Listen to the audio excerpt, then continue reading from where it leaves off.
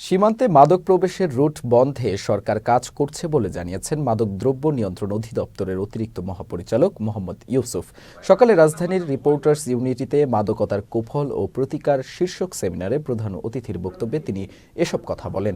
যিনি ইয়াবা খান তার জীবন থেকে কমপক্ষে ৩০ বছর চলে যায় উল্লেখ করে তিনি বলেন, জাতি মোটামুটি শেষ। বর্তমান প্রজন্মের কাছে ইয়াবা একেবারেই সহজলভ্য।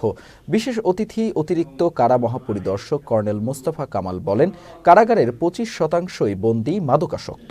আমরা কারাগারগুলোকে সংশোধনাগার হিসেবে গড়ে তোলার চেষ্টা করছি। সেই সাথে পরিবার ও সমাজকেও সচেতন হতে হবে। সেমিনারে প্রধান আলোচক হিসেবে ছিলেন মাদানী মজলিস বাংলাদেশের সভাপতি মুফতি হাফিজউদ্দিন।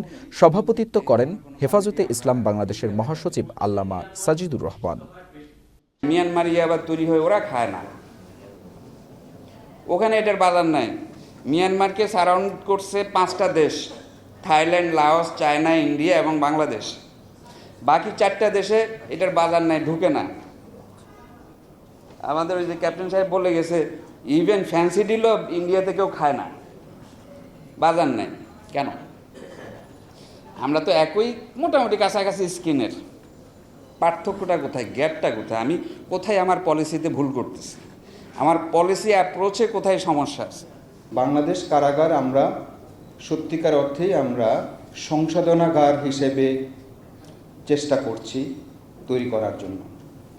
আমরা যখন একটা আসামি কারাগারে আসে, আমরা যারা মাদকাসক্ত হিসেবে আসে তাদেরকে সবসময় পৃথক রাখার চেষ্টা করি, যাতে করে যারা অন্য যারা আছেন এরা যাতে এর সাথে সম্পৃক্ত না হতে পারেন।